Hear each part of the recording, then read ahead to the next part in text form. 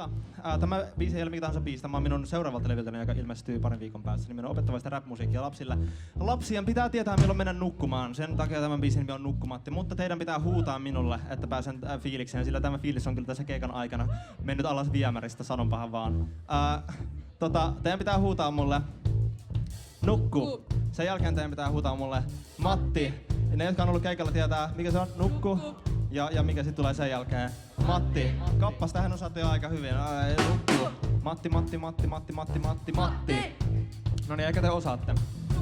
Mä kuuntelen hetken, jos se tunnelma on huono, minä en aio enää räpätä ikinä. Kuulostaa ihan hyvältä. Yleensä mä vihaan, kun huudetaan keikoilla. Mutta tää on ihan hyvä huudetus. Se on ironista, koska tän jälkeen pitää mennä nukkumaan. 2 vielä. Sitten toinen. Ja nyt lähtee. Noniin. Kuka kutsuu nukkumatin? Huppulakin, tiedät mitä käy, kun näet tän tutun takin, kun ruoskii kapula kalvoo. Ei voi kukaan valvoa, se on Nukkumatti fan. Heitän siistejä juni, dinosaurusten kuvii, prinsessat, Spider-Man ja kaikki huveit. Voit joko kukkuu tai karkkiin hukkuu. Muissa ja tunnissa ei tarvi mennä nukkuu. Nukkumatti, huppulakki, hämärissä kulkee. Katsoo tuvan ikkunasta jokaista pientä lasta. Nukkumatti, huppulakki, hämärissä kulkee. Katsoo kuvan ikkunasta jokaista pientä lasta.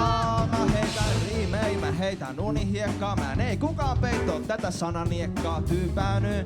Ja meno päätyy, se on Nukkumatti fan. Paljon köröstä mörttee ajatuksetkaan, kun pääte pysäkkinä untemaan. Niin kalvien sisään heräätte höyhen saaren tai kumputkaa välttyvuudet saari. Nukkumatti, huppulakki, hämärissä kulkee. Katsoo tuvan ikkunasta kaikki teitä pieniä lapsia, yeah. Nukkumatti, huppulakki, hämärissä kulkee. Katsoo kuvan ikkunasta jokaista pientä lasta. Lasten silmät hän sulkee ja ne hupullansa peittää ja unihiekkaa heittää. Lasten silmät hän sulkee ja ne hupullansa peittää ja unihiekkaa heittää.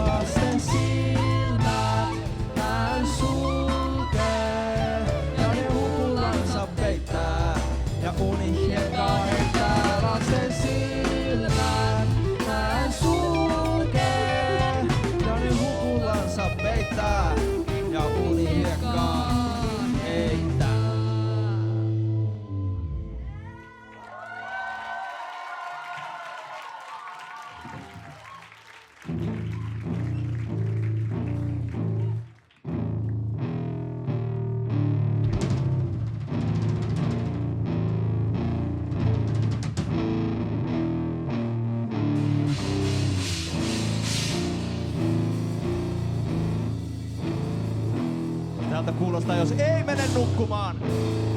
Nyt tiivistämme, huutakaa mulle. Huutakaa mulle.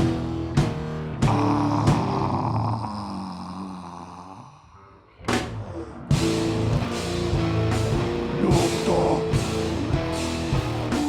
Matte. Nukko. Matte. Nukko.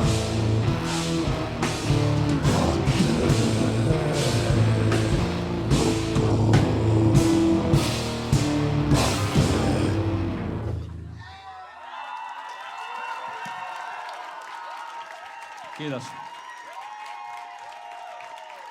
Se oli aikamoinen juonen käänne. Nyt ystävät. Minut löytää seuraavan kerran kotoa noin tunnin päästä, mutta sinne teitä ei ole kutsuttu.